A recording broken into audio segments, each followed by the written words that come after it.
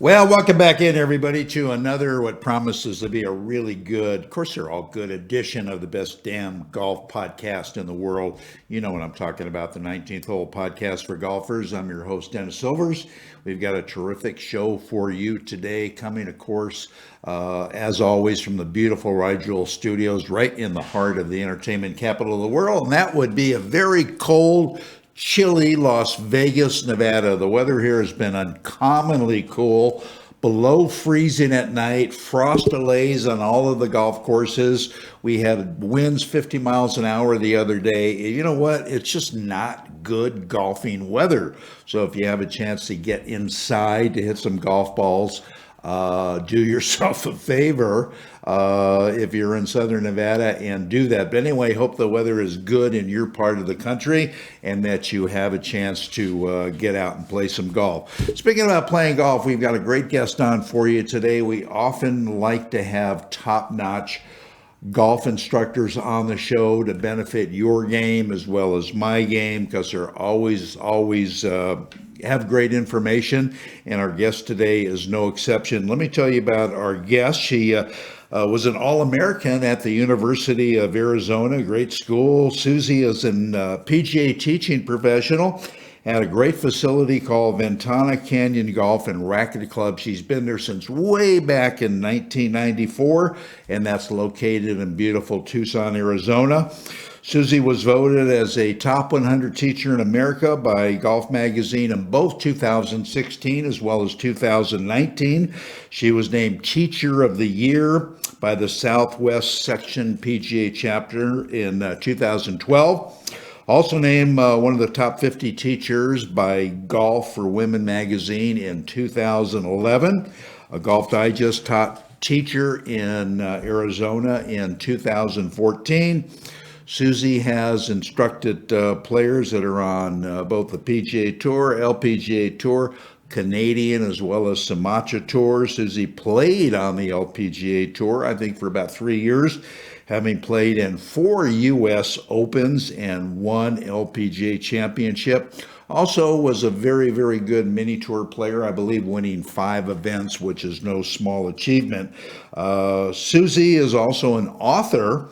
Her book is entitled Golf from Point A, and we're going to talk about that and see what that's all about. And she utilizes a very interesting method in her teaching called the Socratic method in her coaching. And if I recall from my college days, yes, I actually graduated college. I think that has something to do with Socrates and how he talked to people and tried to get things out from them. And she utilizes that in her teaching as well. So without further ado, let's give a big round of applause. And there you go to Susie Myers. And all right, it's enough of the applause. All right, Susie, welcome on to the show. I know that you've got a busy schedule. We appreciate you taking time out. I know you just got off the lesson tee, and we thank you for coming on the show.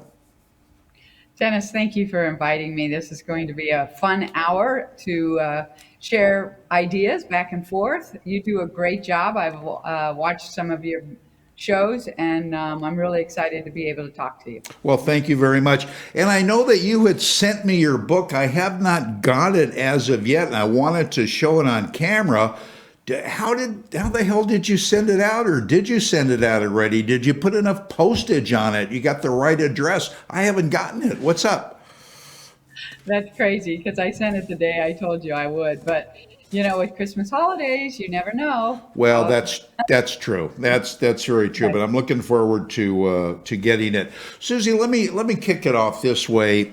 Uh, have you, as an instructor, ever told a new student or had the temptation to tell a new student that, look, I don't think golf is your game. I don't think you're going to make it in this game? Because I tell people all the time, golf is a damn hard game, and that's why you get frustrated all the time. Have you ever wanted to tell that to one of your students?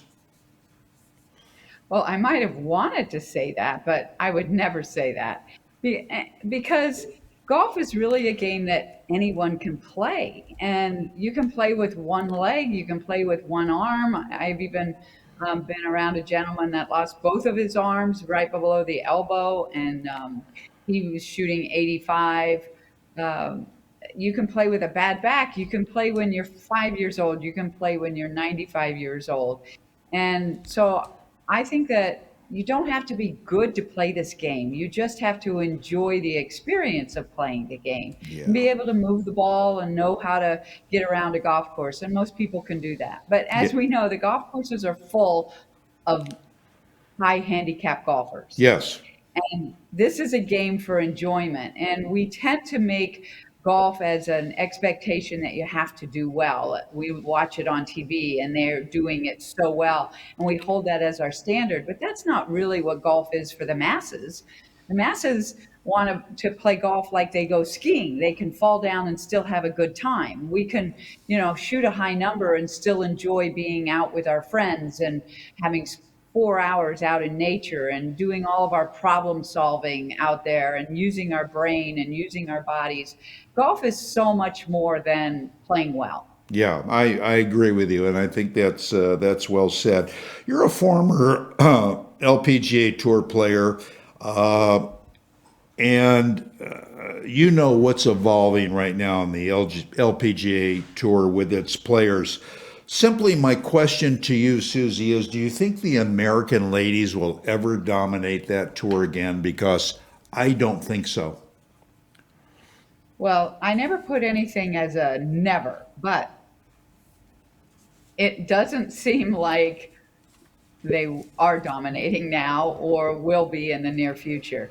There's a different mindset from different cultures. And the American mindset is so much of freedom and creativity and doing what you want to do versus having loyalty and doing things because you're supposed to, and pride of your family and things like that. So we want people to play golf because they love the game. We want them to excel at it because they are good with their passion from inside of themselves.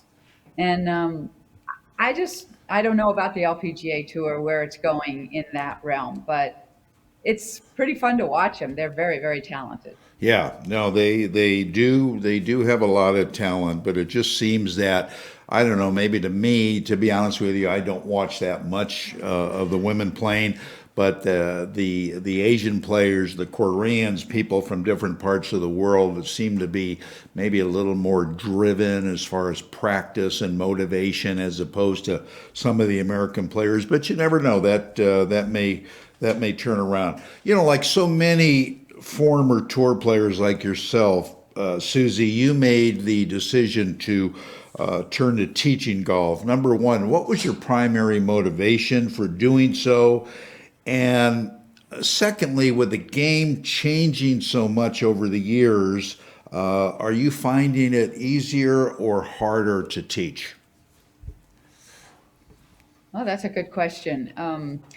I the saying is if those who can't play teach. And so as a player, you don't ever think of yourself as a teacher. But when I gave my first lesson, which was just going to be a summer job, I walked into the shop and talked to the professional and said, "Oh my God, I just found out what I want to do for the rest of my life." Because all of a sudden I could give back to other people. Whereas as a player playing at that highest level, it's really a self centered game.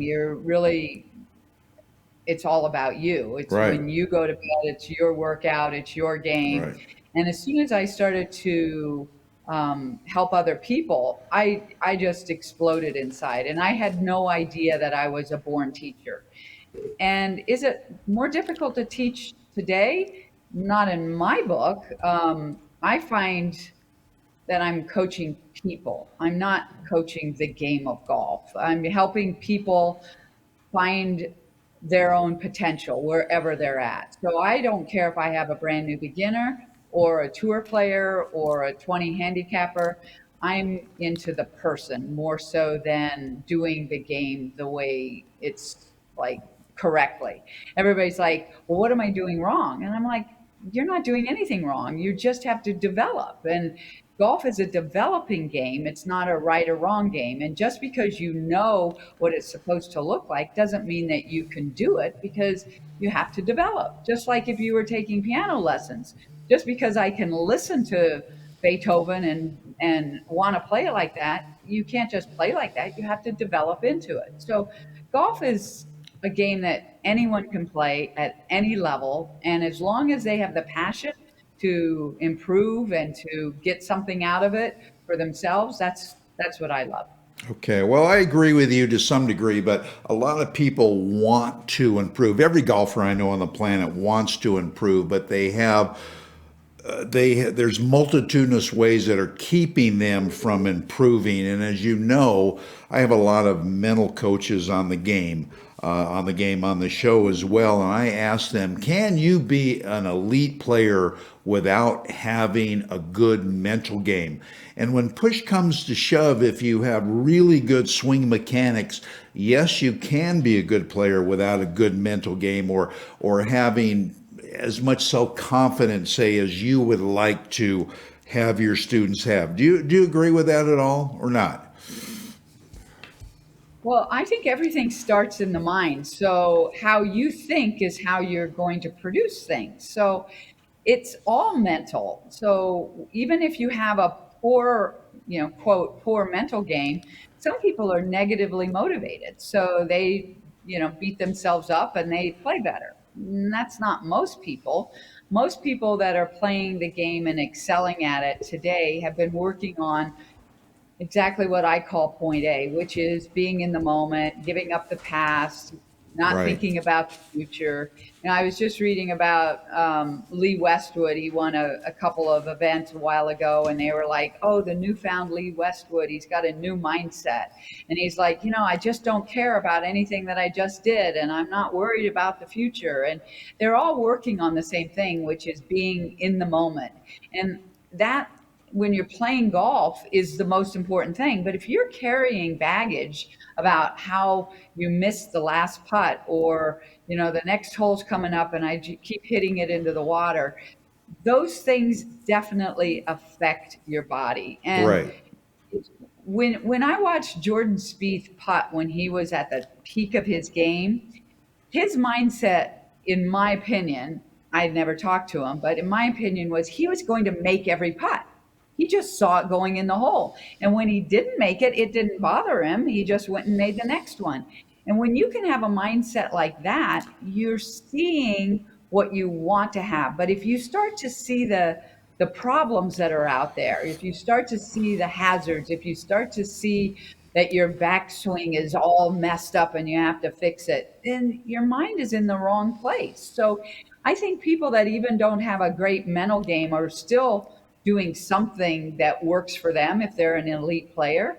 But I think most people really want to play in more of a positive mindset. Well, I agree with you, but let me play devil's advocate here, Susie, for a moment. If I come to you and I take some lessons, and you've really got what I think my mind is working right, I'm really positive, I'm feeling good about myself, and I'm going to say, what the hell, that's going to translate to my game. And then I go to the first tee and I top the damn thing in the water, my confidence right down the toilet. So what do I do then?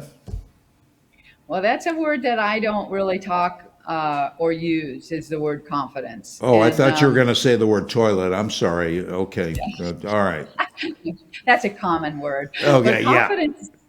confidence is really based upon past experiences. And in golf, we know that we cannot control where the ball goes. We cannot control our golf swing. We cannot control our score. So everything happens, and it happens in a moment. And because we can't control it, it makes us feel very vulnerable.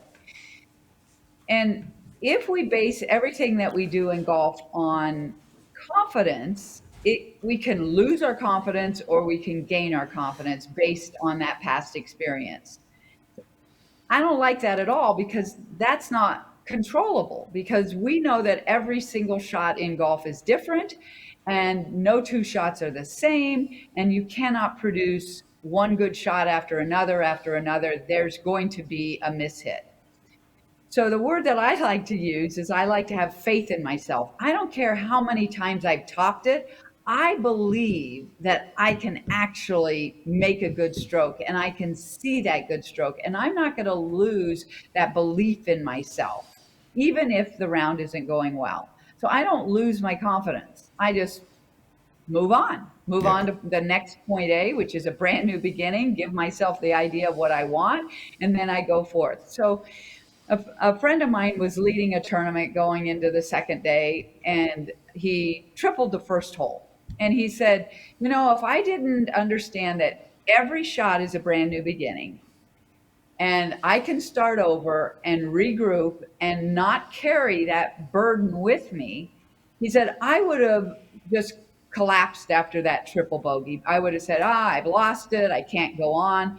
But when you play golf from point A, which is a brand new beginning, every shot has the same routine, the same mental process, but there's no controlling where the ball is going.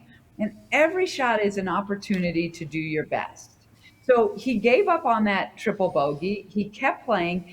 He got in a playoff and he actually won in the playoff. He said, if I didn't have the Wow. idea of okay, giving it up and starting over, he said my whole round would have been catastrophe. Yeah. So when you base your next shot on your last shot, which is either a great shot or a top, you're you don't have any control over that. So you really want to base your next shot off of what do I see? Do I see a good shot happening? Am I going through the good routine? Do I believe in myself? Do I commit to my shot? And then do I make my move and let it go? But Right. if you're carrying the baggage of I'm not playing very well, then you just start to spiral Yeah. downhill.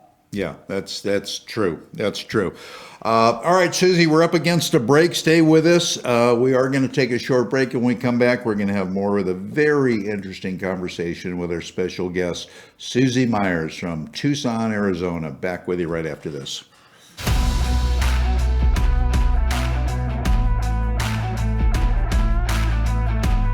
When I first learned about Encore, I was a little taken back because I didn't know much about the ball. I went out and played a couple rounds with it, and I was just extremely surprised how this ball made up for what I was looking for in a golf ball 20 years ago.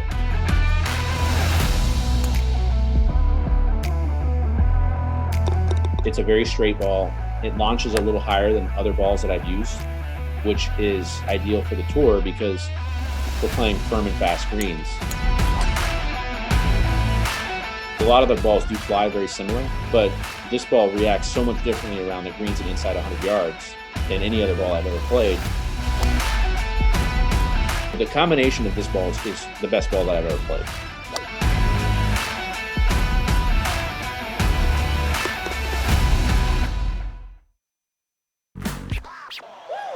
Hey golfers, I've been a golf talk show host for a long time, and I've been playing golf even longer. Being in golf media, I've had the chance to play every ball ever made. I've tried them all. Well, my search is finally over because I found the best ball I have ever played with, and more golfers are finding the same thing. I started playing with the Elixir golf ball made by Encore Golf. Encore Golf has revolutionized both their golf balls, the Elixir or the Avant 55 or the brand new Vero X1, to where the performance of either will simply blow you away. It did me. If you're looking for better performance and durability with your ball, Encore Golf has it. Don't just take my word for it. Check them out at encoregolf.com and you'll become convinced, as I am, the first time you tee it up with Encore.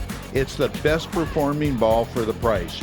Go to encoregolf.com and see for yourself. Your scores will love you for it. That's ONCORE golf.com.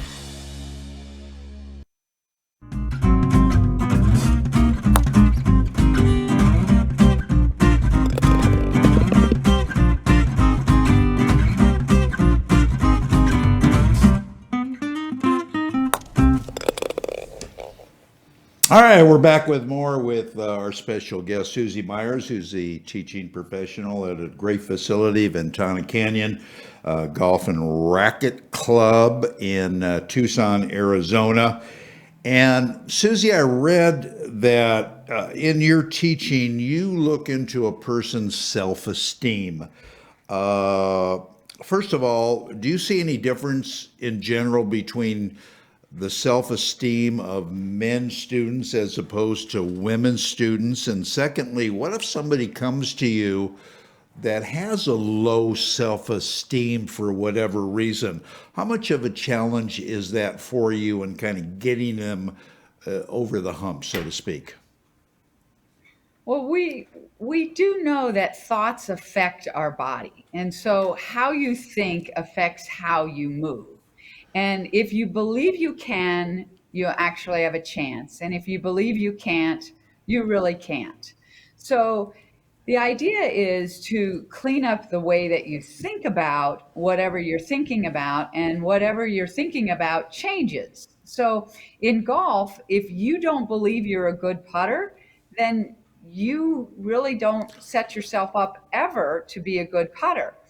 You would rather say, I'm a decent putter, and every once in a while I have a bad day and I just kind of forget about it and move on. But the way that we do think about ourselves affects how we move. And so, when I talk about self-esteem, it's really about your belief system. And understanding that you can't control where the ball goes and you can't control your golf swing actually helps people move freer, because they don't try to make a perfect golf swing. And I think so much instruction today is about how to make the right golf swing, but there is no right golf swing. Everybody's body moves different. So I basically teach the club more than I teach the body, because once you understand the tool and how to use the tool, your body will follow along. So if you were teaching a young person, a 4-year-old, how to brush their teeth, would you tell them how to do their arm and their wrist go up and down, or would you tell them what to do with the toothbrush? And I think you tell them the toothbrush goes on your teeth and make it go up and down, and your body follows. And so much instruction today is based upon what your body is doing. And that is a thought that actually slows motion down, because we know that if you were to think about how you were to walk, you wouldn't walk very well. But if you would think, I'm just going to walk over there, then you just walk over there. So if you just swing the way to the golf club and understand how the tool works, and since we have 14 different tools, there really are 14 different motions. And if you understand how each tool works and you have an idea about it, you can get the golf ball to do what you want to do quite easily. Well, I was going to say, you keep saying that you can't control where the ball goes, but I disagree in the sense that if you're an elite player or take a tour professional, they certainly know where the ball is going. Don't you agree? Absolutely not. Because if they did know where the ball was going, they would make it go there every single time. And then they would be able to shoot the lowest score every single time. And they would all be shooting 62s if they knew where their golf ball was going.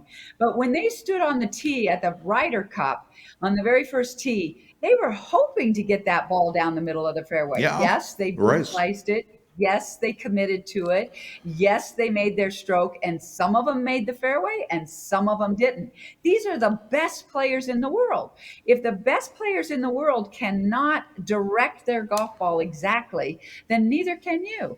And that is the perception that is so disengaging for golfers, in my opinion. They think that the pros are out there shooting sniper guns, just hitting it exactly where they want to go.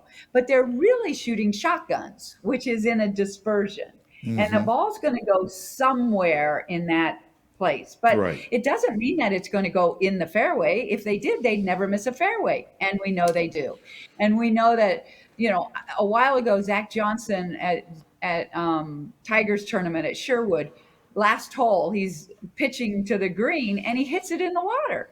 Now, if he's the best player in the world leading the tournament, he hits it in the water and it was a pitch shot, and he gets up to the next one, takes a drop, and he holds it out. He had no idea that he was going to do either one of those. He just knew that he was going to go through his process. He's going to believe in what he wanted to do, and he's going to commit to it and make his move. And the ball just happens to go. Yeah. Well, that's because he uses Mike Bender in Florida, a good friend of mine, instead of Susie Myers in Tucson. Otherwise, he wouldn't hit the damn thing in the water. But No, that's not true. It's not that he wouldn't hit it in water. Everybody makes mistakes. That's the sure. human side of golf. Yeah. And so he did do Susie Myers golf because he just started over on the next shot and he committed to the same thing and hit it exactly the way he wanted to, and the damn thing went in the hole by Yeah. surprise. Yeah. By Well, surprise. he was, yeah, I'm sure he was pleasantly surprised. Absolutely. Susie, what do you think the commonality of problem is that your students come to you for that's preventing them from getting better? Everybody wants to get better, but they don't do it. So is there a commonality of problem? Do you think it's more with over the top moves, or is it mental, or what the hell's going on there? Well, everybody's body works differently, so they all have different issues. But the thing that when I ask people, what do you want with your golf game? And they, every single time, 100% of the time, they say, I want more consistency. Right. And I say, well, consistency is a fool's errand because the only thing consistent about golf is that it's inconsistent. Right. And so Agree with you. you want to realize that you cannot control the ball and you cannot control your swing. And most people have too many thoughts in their head. So it's getting the thoughts that work for people that will help them, not clogging them up with too many thoughts. And so as an instructor, I have to be very careful in how I present my information because my information has to be so simple that they can actually do it. That's the whole key is can they actually do it? They just can't do it all the time, but Right. they can do it. And that's important. And so my philosophy when I talk about being using the Socratic method is I need to find out what you think because it's your belief system that is causing whatever you're doing. And most people have ideas that don't work. They have ideas that they think they should know how to swing it and do it correctly and where their right elbow is, and that they should take a lot of time to get this done and they should hit the ball right down the middle. And all of those are debilitating thoughts. Okay. Do you think that, for instance, let's talk about men. Do you think most men have an over exaggeration of how well they hit the ball, and that's what hurts them also? Well, if you go to a cocktail party and you talk to golfers, they're all, hitting at 250 and they're all, hitting their 7-iron 180. And that's just not the truth. And does it hurt them? Probably because they try to swing too hard, trying to get it to Yeah. go Yeah. those distances and they're using the wrong clubs. And to find out what those clubs actually do go is very valuable. And I guess that's one of the things that TrackMan and those kind of things can help. I don't use a TrackMan. My eyes are my own natural TrackMan that I can help people. I think the benefit of Point A golf and my philosophy is the way that I present the game to make it unique to each person and so simple that they can relate it to. So the instruction has to be related to something that they already know. So understanding who's standing in front of you and then using ideas that they're already familiar with is the most important thing. And this is why you can't really learn golf, the skills, the physical skills of golf through a book because that book is very, very general. Now, I do have a copy of my book right here. I went and got one. And Golf from Point A is a philosophy book. It's not a how-to book. You're not going to learn about how to swing a golf club in this book, but you're going to learn how to think so that each one of your shots has a chance. Yeah. Yeah. A very shameless plug there, Susie, on your book. No, I'm kidding you. As long as you're bringing that up, and I highly recommend it, where can people find your book, Susie? You can find Golf from Point A on Amazon or on my website, susiemyersgolf.com. And it's so interesting because the people that it does resonate with, they love it. They're like, this is a total game changer. I'm now starting to enjoy the game. Okay. I understand myself better. I don't beat myself up as much. And I sit and I watch all these other golfers getting so upset on the golf course. Yeah. And I laugh because they think that they can control all these things that they can't control. Okay. And so it's just a perspective on the game that helps people enjoy their time out there, because you're going to spend 4.5 hours on the Right. golf course. Right. And you're only going to spend like 2 minutes in a golf swing. I mean, it's not very long on your golf swing out of No. 4.5 hours. And so what do you think about between your shots? What do you think about before your shot? What do you think about after your shot? If you can clean that up and make that more enjoyable for yourself, your experience is going to be so much more fun. Yeah. Yeah. Yeah. And if you don't want that, you could just drink more beer on the golf course. I mean, it works out either way. Susie, we're going to take another break. And when we come back, we're going to finish up with Susie Myers from Tucson, Arizona, and wrap up the show. So stay with us. We're back. One of the buzzwords happening in golf is the word lag. You hear it all the time, but what is it, and how do I get it? Lag simply is the loading of the club to help produce tons of power in your golf swing. Up until now, getting lag into your swing has been very hard. Introducing the lag shot, a brand new proven training aid being praised by some of the leading PGA Tour instructors across the globe. This practice aid trains your hands, arms and body how to make a powerful, efficient golf swing with an amazing amount of lag. Lag Shot is a 7-iron length club with the same loft and lie with a whippy, flexible blue shaft and a beautiful jet black club head. After you master the Lag Shot, your game will change forever with a stress-free swing, more power and more distance with lower scores every time you play. Go to lagshotgolf.com and you'll see why this truly is becoming the #1 training aid in golf. Visit lagshotgolf.com. As golfers, we want instant gratification when it comes to a better golf swing and playing better golf. Impossible, you say? Not anymore. Golf Boost Artificial Intelligence (AI) has developed and patented the most advanced swing analysis technology in golf. Simply, the algorithms detect your body position and then analyze your golf swing using their artificial intelligence technology. The AI captures all the relevant data from your swing video and then presents you a personalized lesson. Golf Boost AI is the ultimate swing analysis and virtual instruction system for golfers of all ages and abilities. This sophisticated software takes into consideration your height and build, playing level, and returns the ideal solution for your swing. Bottom line, Golf Boost AI is an incredibly convenient and cost-effective tool for golfers to improve their swing. Go to golfboost.com and check it out. The app is free to download and try. Visit golfboost.com today.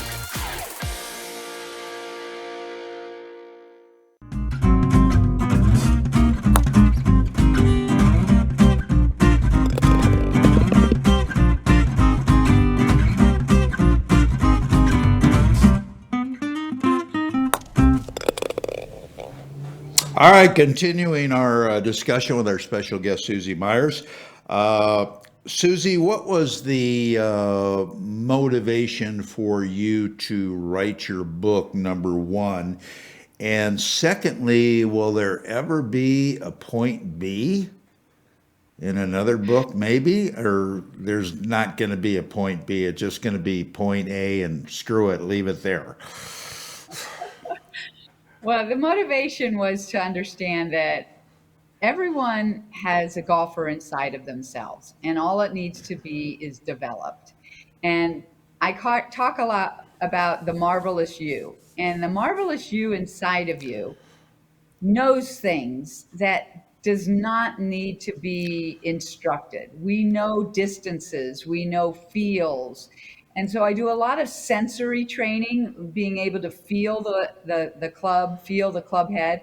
There are so many golfers that are so bound up in their bodies and trying to get into certain positions that they have no idea what the club is supposed to feel like, and that the True. club will actually True. do the work for them. True. And so I wanted people to be aware that they actually do have a marvelous you inside of them, and that once they relax, golf is really just relaxed form.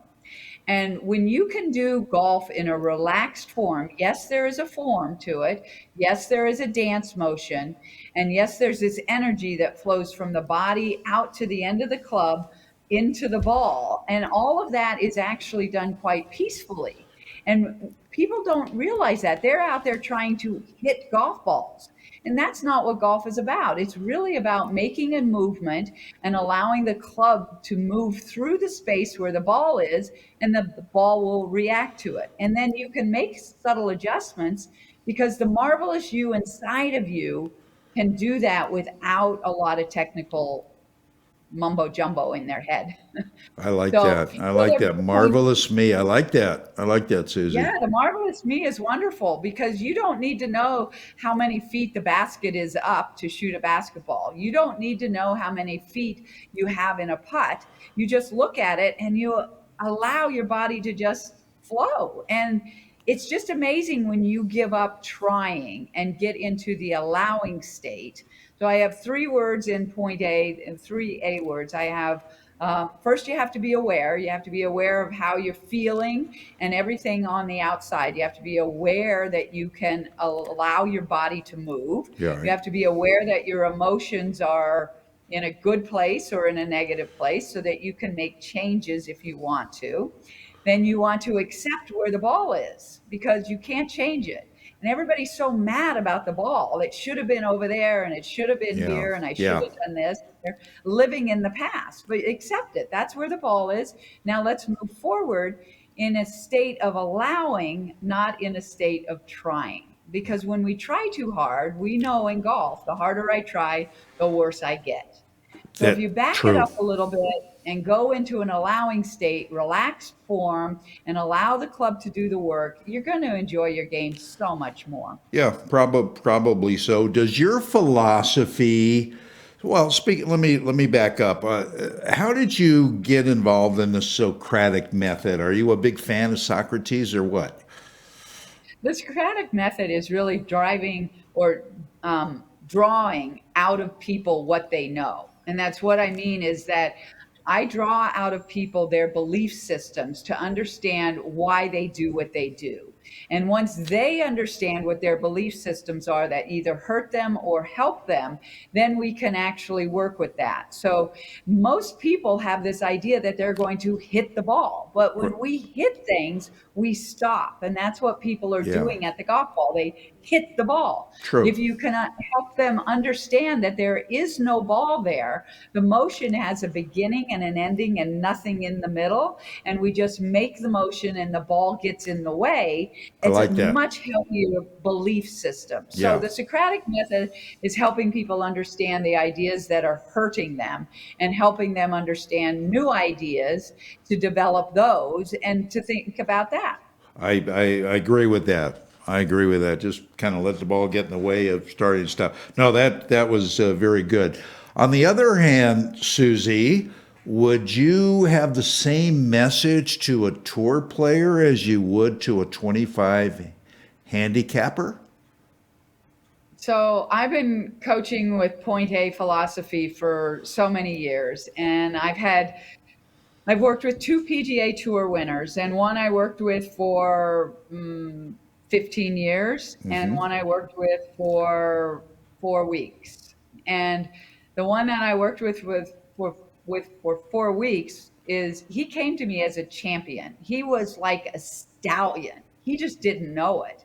And when he started to think about Point A, he got into the last group on the last day, and we were talking the night before. I said, so what's your game plan? And he said, well, my game plan is, when I get nervous, I'm going to breathe more, and my putter, I'm going to hold it firmer when I get nervous. I said, Yeah. that's not a game plan. I said, your game plan is to do the same routine on every shot, right from point A, commit to it, and let it go and believe in yourself. That's it. And the kid won, and it was his first PGA Tour win. And he walked into the press tent, and I said, I couldn't have won without Susie Myers. But all I did was help him believe in himself through giving up the past and not worrying about the future and playing one shot at a time, committing to every single shot. Now that's what I do with beginners also. I'm like, okay, you topped it, forget about it. What do you want to do on this shot? Start over, get your mindset, commit to it, go. With a 20 handicapper, you hit a poor shot, forget about it. Gather yourself, go through your process, figure out what you want to do, not what you don't want to do. People are thinking about what they don't want to do, and then that creates a Right. picture that we react to. So don't ever think about what you're doing wrong. Think about what you want to do. You got to be realistic, though, too, as well, Susie, right? I could think about and have all the confidence of the world that every time I tee it up, I'm going to hit it 300 plus. But you've got to be realistic and work within reality, correct? Well, we're not talking about hitting at 300 yards. We're talking about getting the best out of each person. So a beginner isn't thinking of a 300-yard drive. A 20 handicapper isn't either. A 20 handicapper understands who he is. He knows what a good shot looks like for him. And that's what you want to visualize. And then you want to get out of your own way Right. and let it happen. So I'm not talking about being unrealistic. I'm talking about getting the potential out of each and every person, whatever that potential is. Okay, I gotcha. Before I let you go, if somebody comes down to your great facility and wants to play golf or is down there on vacation, could they book a lesson with you? Always. You can reach me on my website, again, susiemyersgolf.com. And the Lodge at Ventana Canyon here is ready and waiting for all of you. It's a fantastic place to stay. Yeah, We've got great 50 facility. rooms here. We've got 36 holes. We have a fantastic practice facility. So please come and enjoy what we have here. Okay, will it be worth the 6-hour drive if I come down to see you? Will you be able to get into my head and boost my confidence? Now, with you, that would be, Dennis, you've had so many thoughts in your head. So your job would first be to start meditating. So, do you meditate, Susie? Doesn't everybody? Well, of course you meditate, and the best golfers in the world are meditating. I mean, and the reason that they meditate is to quiet their mind, because we have Wow. such active minds, and when we get on the True. golf course, they're overactive, and we haven't trained ourselves how to calm ourselves and how to quiet ourselves. The very first step is to start meditating. Interesting. So, well, the Scotch usually does that for me, but I'm gonna look into There you go. meditating anyway.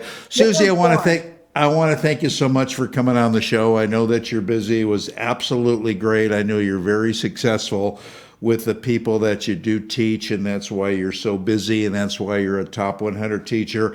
So I promise I'm going to read your book, and I'm going to give you a review. And if I don't cut a few shots off my game, Susie, you're going to hear from me about it. You will definitely cut a few shots off your game, because when you start to think differently, you will play differently. I can guarantee that. I agree with you. Anyway, again, thank you, and we'd love to have you back on sooner than later. And a happy love it, New Dennis. Year Thank to you. you, Susie. Happy New Year to all of our golfers. Thank you. We'll see you soon. Thanks so much. Susie Myers, everybody. Terrific lady. All right, we're going to go to our playing tip with Adam Bazalgette from Scratch Golf Academy and take a few commercial words and come back, finish up the show. Hello, Adam Bazalgette here from Scratch Golf Academy with another game improvement tip for the 19th hole podcast for golfers. Okay, let's today talk about the hips. How do they create power and how might it be different for different shots? The best analogy is a towel. That is to say, your hips are the farthest in the golf chain from the club head. You know, with the end of the towel, say a little mirror or something like that. You want this to move, but not at all dynamically, so it just floats. We don't want all that snap in the club. Honestly, these things are much easier to do to get a good mental picture, and you use the mental picture when you hit balls rather than just telling yourself with different body parts exactly what you should be thinking of, much less instinctive. Hope this helps you. Innovation begins at a single point. Elements, each with their unique character. Fire-forged steel creates unprecedented control. Chemistry delivers a touch so soft, combined to create a level of performance previously unimagined. Like magic, the Elixir, the new tour ball from Encore.